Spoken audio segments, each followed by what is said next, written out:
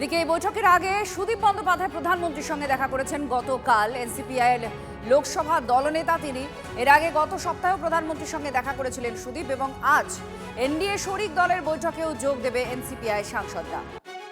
জ্যোতির্ময় কর্মকার আমাদের প্রতিনিধির সঙ্গে রয়েছেন। জ্যোতির্ময়, এই এনসিপিআই এখনো স্বীকৃতি না পাওয়া, মুখ্যমন্ত্রীর সঙ্গে বৈঠক, প্রধানমন্ত্রীর সঙ্গে সাক্ষাৎ, তার মধ্যে আজকে আবার এনডিএর বৈঠকে যোগ দেওয়ায় সমস্ত কিছুর মধ্যে একটা জল্পনা তো রয়েই যাচ্ছে।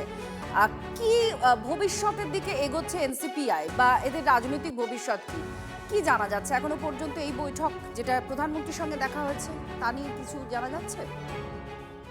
দেখো, সরকারিভাবে খাতায় কলমে এনসিপিআই এখনো পর্যন্ত পৃথক সংসদীয় দলের মর্যাদা না পেলেও তারা যে পুরো মাত্রায় এনডিএ শরিক, তারা যে পুরো মাত্রায় বিজেপির পাশে আছেন, এই প্রত্যেকটা বিচ্ছিন্ন ছবি সেই দাবিটাকেই জোরালো করছে।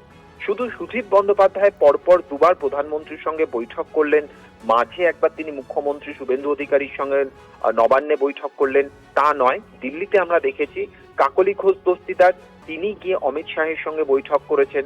শতাব্দী রায়, তিনি গিয়ে আলাদাভাবে অমিত শাহের সঙ্গে বৈঠক করেছেন। স্বাভাবিকভাবেই এই বিচ্ছিন্ন ছবিগুলো থেকেই এনসিপিআই নিজেদের দাবি জোরালো করছে যে তারা পুরো মাত্রায় এনডিএ শরিক এবং তারা বিজেপির পাশে আছে। এর পাশাপাশি যেটা গুরুত্বপূর্ণ বিষয়, এই বার্তা রাজনৈতিক মহলে দেওয়ার ক্ষেত্রে যেখানে তারা পৌঁছে দিতে চাইছেন তা হচ্ছে তাদের এলাকায়। তার কারণ তাদের অভিযোগ যে উঠে আসছে তা হচ্ছে নিজেদের এলাকায় বিজেপির নেতা কর্মীদের কাছ থেকে প্রাপ্য সম্মান সহযোগিতা তারা পাচ্ছেন না, বরং তৃণমূল জমানার যে শত্রুতার সম্পর্ক ছিল অনেকাংশে তাই থেকে যাচ্ছে। এমনকি অনেক সাংসদ তারা এখনো নিজের এলাকা থেকে তারা পালিয়ে বেড়াচ্ছেন, তারা নিজের এলাকায় ঢুকতে পারছেন না।